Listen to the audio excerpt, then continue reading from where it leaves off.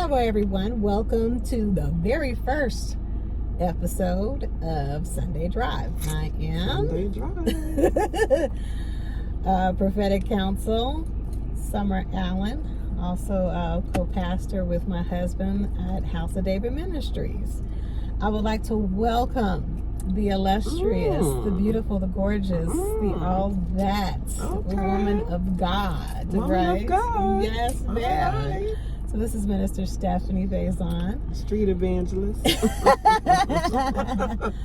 Of Grace Givers, an amazing ministry that is doing a lot of work with the soul, the mind, as well as giving of self, as well as street ministry items, things that are needed for those people who actually need them. God is continuing to use Stephanie in such an amazing way, even taking her ministry to a whole nother level. So I thought, what a perfect person to pick. She's an amazing talent and personality. So I thought, hey, let's go ahead and get this thing popped off with the very first episode here of Sunday Drive. So we will be driving, and we're going to be talking about some concepts, some spiritual concepts, and just being free. Yes. So let's go ahead and go for the drive. So, when I was thinking about, hey, what's a good concept to talk about? Me and Stephanie were kind of sitting around talking, and a concept kind of came up, when we were just flowing together. And I think we should talk about this topic because it is a very needful topic. Something that a lot of you women in ministry or just women of the Lord can appreciate. So we're going to talk about it just a little bit, and let me know what you feel about it. Is that the situation where women begin to meet men, right? In certain situations, whether it be social or even in spiritual situations, church or whatever have you. And, knowing, whether or not that relationship is supposed to be a relationship that leads to, spiritual deliverance or, just elevation or whatever have you, or whether it should be a situation where people are in a relationship. Don't you? Right. What do you think about that? Just a friendship type thing. Yeah. What do you think about that? Well, I've been single for a very long time, and I never take for granted meeting a individual who is also single and thinking that, okay, well, this needs to lead to a relationship, because that is not always the case. For one, he may be spiritual, but you don't know what spirit he got. He could be working with some other spirits and think that your spirit is going to mesh with his spirit, and doesn't necessarily mean that you're both going to be on the same level. So he might not be able to be willing to sacrifice some things, and you're willing to sacrifice everything because you've been without a man for so long. Well, come on. Yeah, you just can't do that. You have to really know what it is that God wants for you first, before you can say, okay, well, this is, we have to be at this, we're supposed to be in a relationship, because God could have you in a certain place, and when you meet the man, that could take you 5 steps back, because now you're ready to sacrifice all that God has given to you, or where he has put you at, just so that you can have this man that you've been praying for so long, and make him a god. Exactly. And say that. Yeah, because now you're going to be not jeopardized. You're going to be more or less giving up or sacrificing what the Lord has already had you set to do. And now, because this man comes into the picture, and you've been waiting on a man, and so now he has other motives and things that he feels that he should be accomplishing. And but now because he's the man, you're just going to take everything that you have and hand it over on a plate. And feel like this, okay, well, let me just do this because, God has put him in my life, and and he has this for me, and no, because the enemy knows what you want too. Right, and never at any point did we ever even consult God to ask him whether this person is supposed to be someone that I'm ministering to, right, or whether this person is supposed to be my husband. I think we, just automatically, just completely, just drive straight to that answer. This is my husband. Right. Well, let's just go ahead and just be honest with ourselves. We just a little bit too hot in the pants. Yeah, right. And we listening to our loins before we listening to God. We don't want to go to God with it and ask him the truth about whether or not because you like this person or because you like the way he looks and you feel like you've been in the spirit longer than him, or you've been in the church longer than him, and so even though he's not in the church, he still might be for you, and you can teach him to love the Lord and love the Lord for you. Because now you're just making him into the individual that you want him to be. And you know what, I think that's hard, too, because I see plenty of relationships, and marriages where, again, it should have been something else. Right. And they made it into this because they had similarities. Yes. Yeah. Well, I like ice cream and he did too. Right. And we both like to go to the 11 o'clock service at the church and have dinner afterwards. So we have a lot in common. No, you do not. No. You never even really got a chance. But just period, point blank, flat out, you never inquired of the Lord. You never asked him what was this relationship supposed to be about. And then I think sometimes us as women, we immediately take ourselves back, and we don't think that we have something to contribute to a man's spiritual walk. Right. We always think that it's another man that has to contribute to that man's spiritual walk, and we only try to minister to women. Right. And and you know what, that's very sad and very untrue.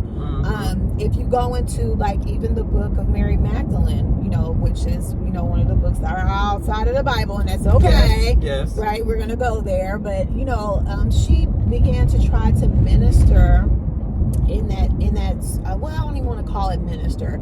She just answered a question when they asked her about her interactions with God, right? So she asked her a question and she gives them the answer. And even within that book, it literally says that Peter basically says to her, how could God ever tell you anything like that? How?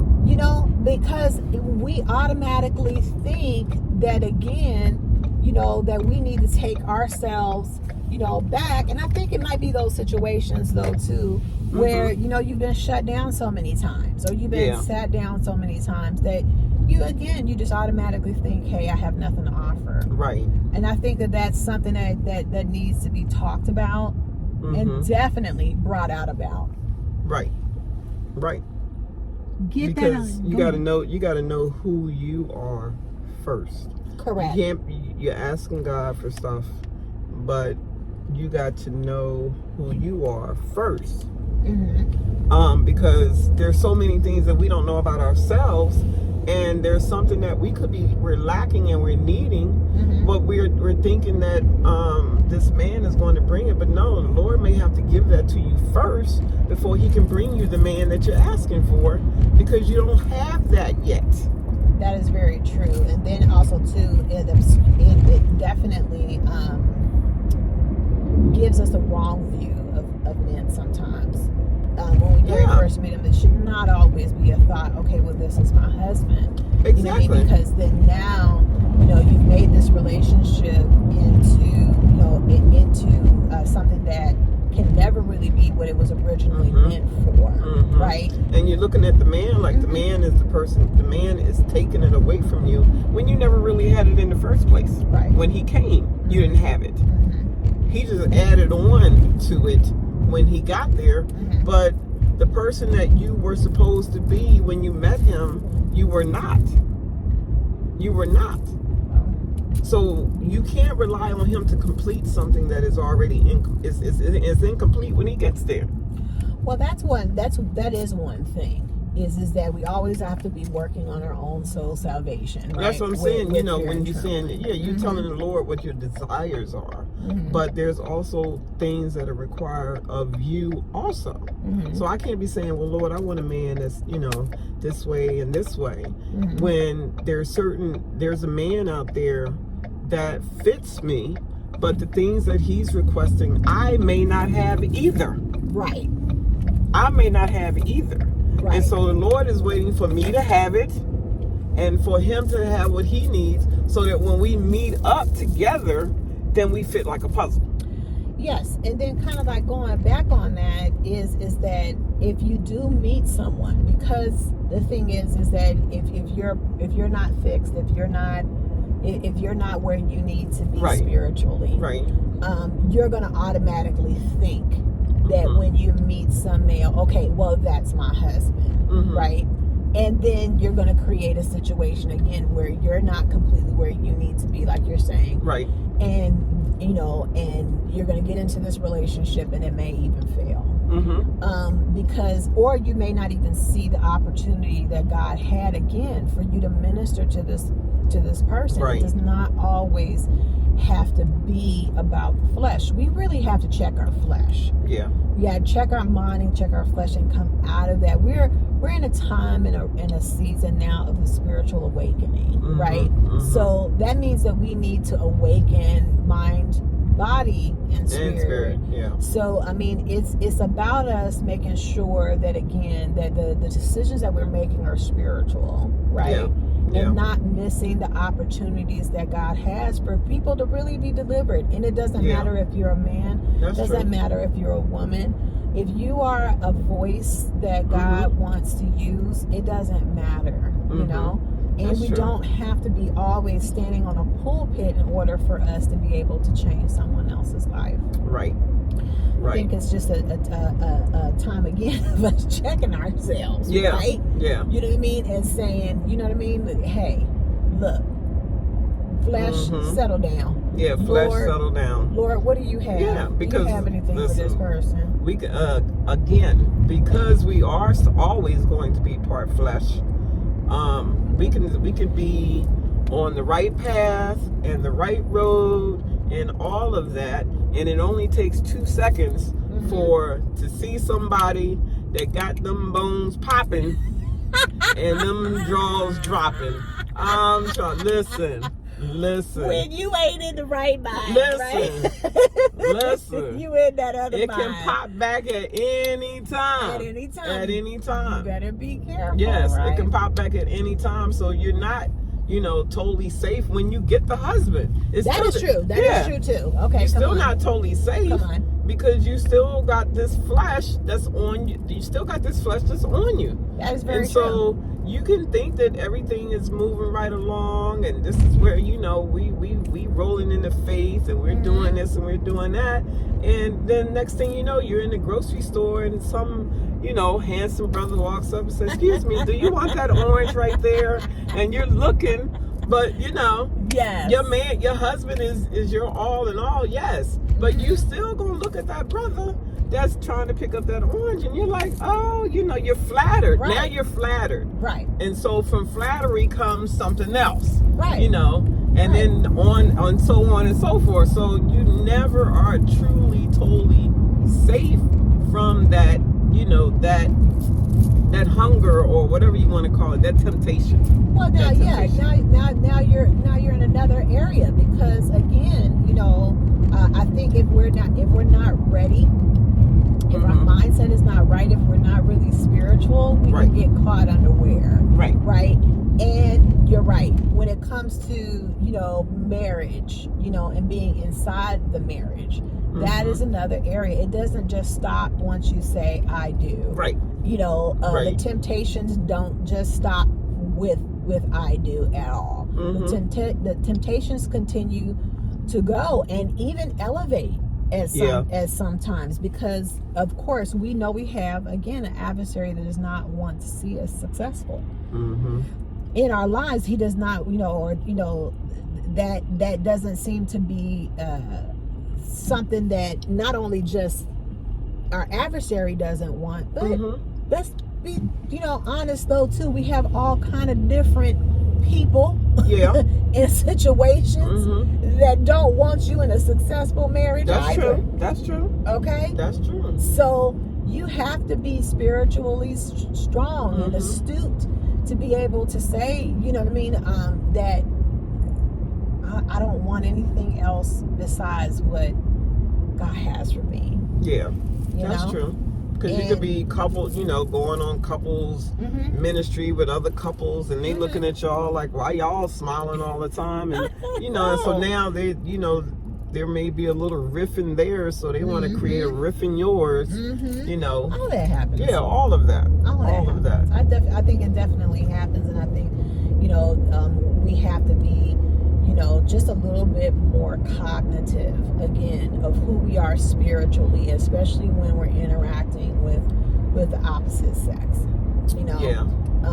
We don't always want to come and subscribe to that old adage that as soon as you see some sort of male that this is your opportunity, and then you do everything to force it into that. Yeah. Even sometimes we'll sit over there and we know and we see certain things by the Spirit that might be wrong or an issue in that man's life. Oh, I can work with that. And I will work with that. I can work with that. I will work with that. Okay. I'll sacrifice. I can work with that. I will make him into who he needs to be in the Spirit. No, sweetheart. Yeah. You were supposed to be praying. Oh, I think I can deal with that. Right. No, you were supposed to be praying. You were supposed to be ministering, or you were supposed to be helping or whatever else and leaving the situation alone. That was why that was revealed to you. It wasn't revealed to you so you can make him your man. Come on, can we say that for real? I think I can handle that right there. Yeah, I can handle that. Now, see, come on. Yeah. You know where I'm going. Right? Yeah, but absolutely. The thing is that, we have to be honest with ourselves. We have to be honest with who we are. And we have to stop playing around with it. Yeah. We have to stop and that's the thing. We have to be honest with who we are. Even if we don't like ourselves. We still got to, okay, if you don't like yourself, let's figure out what it is that you're not comfortable with about yourself and work on changing it and get yourself prepared. Get yourself prepared for what is to come or what you're desiring.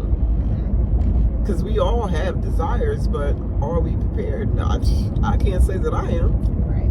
Yeah, I can't say that I am. Right. Yeah, just be honest. I'm just now figuring out who I am to God myself. Yes. You know what I'm saying? Every day is a mystery. Yeah, I'm just now figuring out who I am and who God is to me. And so I can't sit here and expect a man to come in and just wipe all that, just uplift and glorify all of that because he is the man that I desire. No. There's still some things that are in us individually that if we don't have it together, we're gonna mess it up if it's the right guy anyway. Well, you know what I'm saying? If he comes along and I already have an insecurity about something, it's not going to disappear because he came. I'm still going to be insecure about that particular thing. And to be honest though too, we've been talking about situations or where we should be more spiritual or we should be looking at things in certain ways. What about those situations where someone that God wants you to give an opportunity or a chance, and I don't even want to say it in that manner because our decision to be with someone is our own, and it's not God's decision, it is your decision, right, on whether you want to go into a relationship or not. So I kind of want to rephrase that, but let's kind of just talk about. So what do you mean he's the person that you? Well, meaning that you have someone who comes into your life and it's not someone that you should be ministering to. It is someone that you should consider, right? To be with, right? Can we talk about that, spiritually? How would you spiritually even know the person? Yeah, I listen. If he was if he was that person for me, I'd be like, Lord, for real? You serious? Nah, no, good one. Like, you're going to have to give me a sign, Jesus. Well, let's be honest. Give me some kind of hint. Give me some kind of hint, Jesus. Because whether or not this is the one. But there should be, to me, I think there should be a flow there. Right. Yeah, there should be a flow of the Spirit that is connected with yours. That it should not be, to me, is not something that is speakable. Really, that I think you kind of said it really, to me it's not something. Yeah, to me it's not something that's speakable. Right. It's an unknown. It's an unknown connection that's just automatically flows there. Yes. That's what I would think it would be. I would say so, and then I would also say though too is that you can be who you authentically are spiritually. That you don't have to fake it. You don't have to give up any of it. Hold anything back. You don't have to put anything on. But that you can be your authentic self spiritually with that person, and then that person is somebody that you can find yourself growing spiritually with, not depending on. Right. When it comes to spirit, but someone that you can literally grow alongside of. And it would be somebody that I can't say, I'm going to keep the fact that I go out and feed the homeless, or let me keep that a secret until I get to know him a little better, because he might not be happy with that, and so I want to date him a little bit longer, so let me keep that a secret, because that may not be his thing. His type of that may not be his kind of thing. So let me hold this from him for us, because that's what we do as women. Isn't that what we do? That's what we do as women. And then we bring it along, and then we get mad because of the fact that they ain't trying to receive it. Absolutely. But I think that the type of relationship, if I could give any advice, for myself, too, is that and I've said this multiple times, is like, try to work on your friendship first, right? Try to work on who you are and who that other person is, who you are together. Yeah. Right? Who you are together, and what does that look like, right? You being, again, your authentic self, him being his authentic self, and coming together to build something. Yeah, are you complimenting each other? Yes, are you complimenting each other? Is your lives complimenting each other? Really, are you supporting one another? Yeah, because I can't just be upgrading him and he ain't doing nothing for me, because, what happens if I have a bad day? I need someone who's there, who's able to pull me out spiritually just the way that I could pull him out. I definitely agree with that.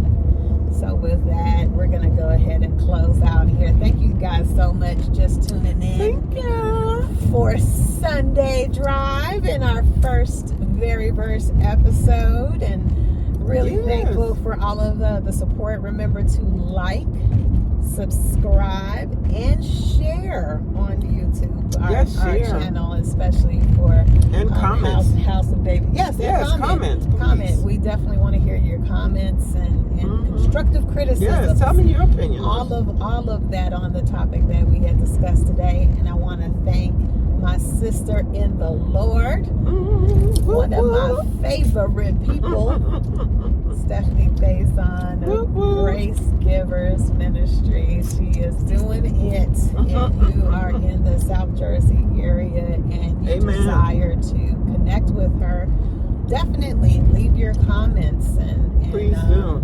And definitely I will hook single you up. Ladies, speak up, single ladies. Yes, and definitely, try to get a little bit more of this, seek out some more of this knowledge and this wisdom. Yes. My sister. Wisdom. And let's live our lives again, not just on a Sunday. Yes. Right? Not just on and don't let nobody take you on that on that Sunday drive, without getting some wisdom out of it, okay? Without having Christ in it. Amen. Yes. So we love you. We'll see you soon. Thanks for tuning in. Amen.